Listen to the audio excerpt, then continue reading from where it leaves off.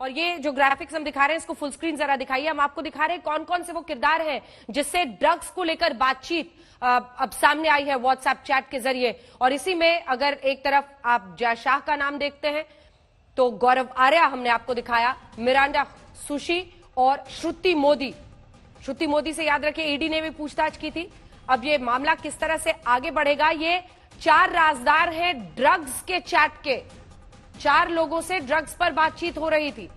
इससे पहले कि हम आगे बढ़े, हमारे साथ तमाम खास मेहमान बने हुए हैं जिनसे हम बातचीत कर रहे हैं। लेकिन ये जो बातचीत हुई दीपक रहेजा साहब, जिसमें विकास सिंह जी भी बता रहे थे, वो वाला व्हाट्सएप कॉन्वर्सेशन दिखाया गया जिसमें कॉफी या पानी में कुछ ड्रॉप्स डाल के फिर 40 मिनट बाद किक मिलेगी।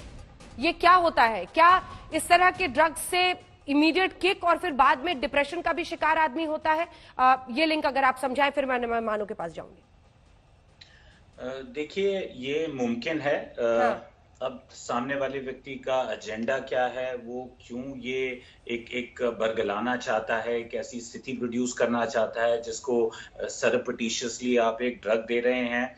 लेकिन ये मुमकिन है, इस तरह की दवाएं दी जा सकती हैं, एडमिनिस्टर की जा सकती हैं, इस तरह की ड्रग भी एडमिनिस्टर की जा सकती है जो कि ओरली लेने पे, चाय में, कॉफी में, जैसा कि व्याख्यान है इस व्हाट्सएप में 40 से 45 मिनट की देरी के बाद वो आपको एक ऑल्टर्ड स्टेट में ले जा सकती है। एक ऐसी स्थिति में जहां पे आपकी जजमेंट थोड़ी सी इम्पेयर हो सकती है, आप थोड़े यूफोरिक हो सकते हैं, आपके एनर्जी लेवल बदल सकते हैं। खास जिस ड्रग का चर्चा हो रहा है, जिसे एमडीएमए कहा जाता है, एक्सटेसी कहा जाता है, जिसको ओरल तरीके से दिया जा सकता है। पर लेकिन उसका एजेंडा क्या होगा, ये मैं जब सारी बातचीत चल रही थी तो मैं समझने की कोशिश कर रहा था कि ये क्या एजेंडा हो सकता है कि आप व्यक्ति को क्लैंडस्टाइन तरीके से सरपटिशियसली बिना उसकी जानकारी के ड्रग एडमिनिस्टर कर रहे हैं।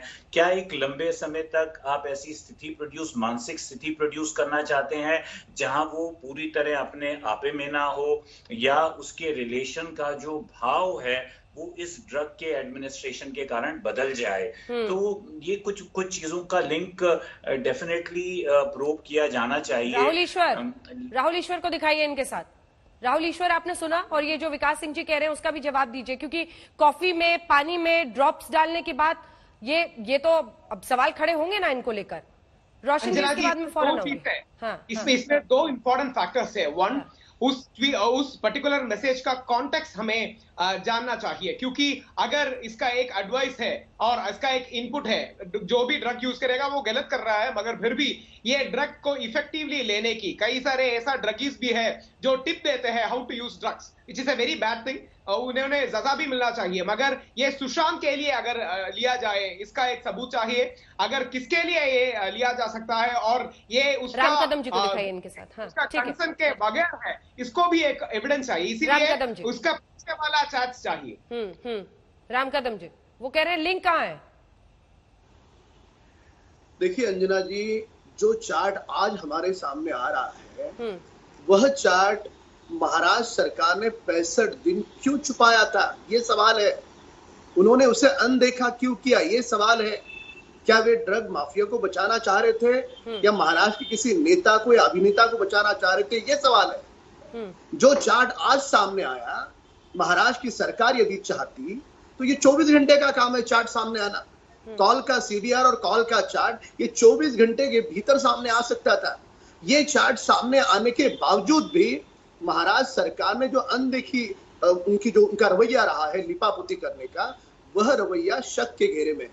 उसके पश्चात सुशांत के परिवार को पीड़ित करना, प्रताड़ित करना, अपमानित करना, उसके घर वालों को धमकाना, और रिया के प्रवक्ता के रूप में महाराष्ट्र के सरकार के नेताओं के बयान और अलग अलग बिंदुओं को यदि आप जोड़े तो महाराष्ट्र की सरकार पर शक आता है। और पूरे देश और दुनिया के लोगों ने अब ये स्वीकार किया है, ना मुंबई के पुलिस को काम करने दिया, ना बिहार की पुलिस आई उसमें अड़ंगा डाला, ना सीबीआई को मामला नहीं सौंपा। कौन सा डर था महाराष्ट्र की सरकार को? किसे बचाने की कोशिश कर रही थी महाराष्ट्र की सरकार? अगर डर नहीं था तो सीबीआई की जांच एजेंसी कोई पाकिस्तान की जांच एजेंसी नहीं है। हमारी भारत की एजेंसी है। तो ये जो सारे महाराष्ट्र सरकार के रवैये रहे हैं, ये भी एक इंटरेस्टिंग एंगल होगा, क्योंकि हर जगह पर कोई ना कोई किसी न किसी तरीके का ऐसा शक पैदा करने वाला एक कंट्रोल सिस्टम दिखता है सुशांत के इर्द-गिर्द, जिसको लेकर परिवार भी सवाल खड़े कर रहा था। मैं निशा मेनन और डॉक्टर रोहन के पास जल्दी जल्दी एक कमेंट लेने के लिए जाना चाह रही हूं। निशा, आप लगातार आज तक पर बातचीत कर रही हैं, हमने कई सारे सवाल खड़े किए हैं आपके साथ लगातार, लेकिन अब ये जो ड्रग्स वाला एंगल आ रहा है, और ये कहा विकास सिंह साहब ने, जो कि लॉयर है, कि कई घंटे तक क्या इसीलिए पोस्टमार्टम को डिले किया गया? क्या इस तरह के ड्रग्स या फिर कोई भी दवा जो एडमिनिस्टर की गई हो वो उसमें नहीं आ पाती है? इस बारे में अगर आप बताएं। देखिए, पोस्टमार्टम की अगर बात करते हैं तो जो भी बॉडी में जो लिक्विड फ्लूइड्स है, बायोलॉजिकल फ्लूइड्स है, वो डेथ के बाद में उसका अब्जॉर्प्शन, उसका डाइजेशन, बाकी सब सिस्टम में वहीं पे स्टॉप हो जाता है, because body he almost body का प्रोसेस खत्म हो चुका होता है। और उसमें से जो सैंपल्स कलेक्ट किए गए हैं, कुछ सैंपल्स ऐसे हैं जो ब्लड में से तुरंत निकल के यूरिन में चले जाते हैं, ठीक है, तो यूरिन सैंपल के कलेक्शन से हमें मिल सकते हैं।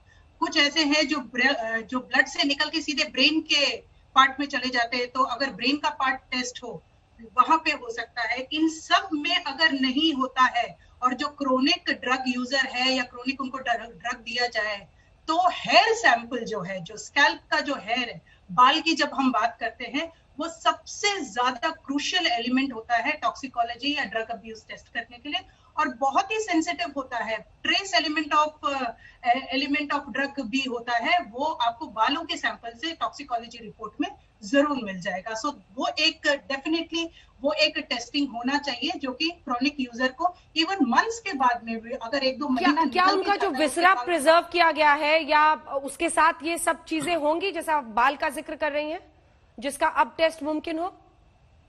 हाँ जी, अगर पोस्टमार्टम रिपोर्ट में देखिए ब्रेन का तो सैंपल उन्होंने कलेक्ट नहीं किया है, ठीक है, यूरिन का सैंपल नहीं कलेक्ट किया है अगर विसरा की हम लोग बात करते हैं, या बॉटल्स जो सैंपल के दिए हैं।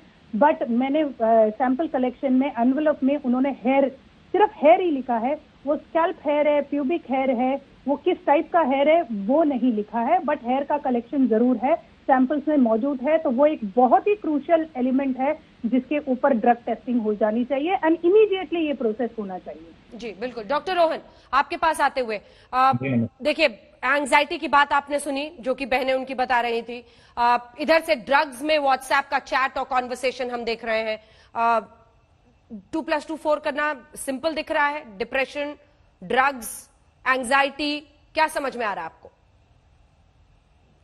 नमस्ते अंजना जी। समझ में आने वाली बात यह है कि काफी लोगों को मेंटल इलनेस की एक्चुअली समझ है ही नहीं। मेंटल इलनेस में सिम्टम्स कुछ भी हो सकते हैं, किसी भी प्रकार के हो सकते हैं, वो ऑलरेडी प्री एग्जिस्टिंग हो सकते हैं या तो ड्रग्स के साथ इंड्यूस भी किए जा सकते हैं। ऐसा आउट ऑफ कॉन्टेक्स्ट की बात को लेना एक्चुअली करेक्ट नहीं है, बट बाइपोलर जो जिसकी बात चल रही है कंटिन्यूसली कि उनको बाइपोलर था, तो उसमें सिम्टम्स बहुत फ्लक्चुएट होते हैं। कभी भी आदमी स्टेबल नहीं रहता है, कभी बहुत खुश रहता है, बड़ी बड़ी बातें करता है, बड़े बड़े सपने देखता है, बहुत पैसे खर्च करता है, बहुत मजे करता है, कभी कभी ड्रग्स भी लेता है उस वक्त, और उसी दौरान फ्लक्चुएशन जब डाउनवर्ड जाता है तो बहुत उदास हो जाता है, बहुत नाराज होता है, कभी कभी शक होता है, उसको लगता है लोग उसके आसपास उससे जलते हैं, उसके खिलाफ है। तो ये दोनों दायरे बाइपोलर डिसऑर्डर में दिखाई देते हैं, और इसका कोई माने नहीं है कि कभी एक महीने में खुश रहेगा तो दूसरे महीने में नाराज नहीं हो सकता है। जैसे कोई और बोल रहा था कि मैंने उसको देखा तो हमेशा खुश दिखता था, वो बराबर है, खुश दिखता रहेगा, बट ऐसा हो सकता है कि 2 महीने बाद वो फिर नाराज हो जाए, क्योंकि ये बाइपोलर डिसऑर्डर इस तरीके की बीमारी है। बट आप जो बोल रहे हो, जो ड्रग्स का 2+2 और एंजाइटी और डिप्रेशन, उसको कौन से ड्रग्स थे, किसने दिए थे वो ड्रग्स? क्योंकि जो CBD ऑयल है, CBD ऑयल बहुत सारे देशों में लीगल है और उसको फॉर एंजाइटी कभी कभी दिया जाता है, एंजाइटी कम करने के लिए कभी कभी। पर एक सेकंड, एक काउंटर क्वेश्चन है, पर क्या जो गर्लफ्रेंड है वो किसी दूसरे आदमी से बात करके खुद ही एडमिनिस्टर कर दे, ये आपको समझ में आ रही है? बिल्कुल नहीं, फिर करेक्ट। आप जो कह रहे हो, आप एक डॉक्टर होते हुए ऐसी सुप्रीम बात कोर्ट ने कैसे बता कर दिया सकते था। हैं कि उसको जस्टिफाई कैसे कर सकते हैं? आप जो बोल रहे हो कि नहीं, वो वही तो बोल रहा हूँ कि 2018 में सुप्रीम कोर्ट ने बहुत एकदम कायदे से कह दिया है कि बिना पेशेंट की मर्जी के उसको कोई गोली या कुछ भी नहीं दे सकते, भले वो अच्छी होने वाली गोली हो या बुरी होने वाली हो। साइकेट्री पेशेंट के लिए ऐसा बहुत पहले से मेंटल हेल्थ एक्ट में ऐसा लिखा हुआ है कि उसके मर्जी के बिना या उसके नॉलेज के बिना हम उसको कुछ नहीं दे सकते। नमस्कार, मैं हूं अंजना ओम कश्यप। हमें उम्मीद है ये वीडियो आपको पसंद आया होगा। लेटेस्ट खबरों के लिए यूं ही देखते रहिए आज तक, और इस वीडियो के पसंद आने पर लाइक, शेयर एंड सब्सक्राइब करना ना भूलें।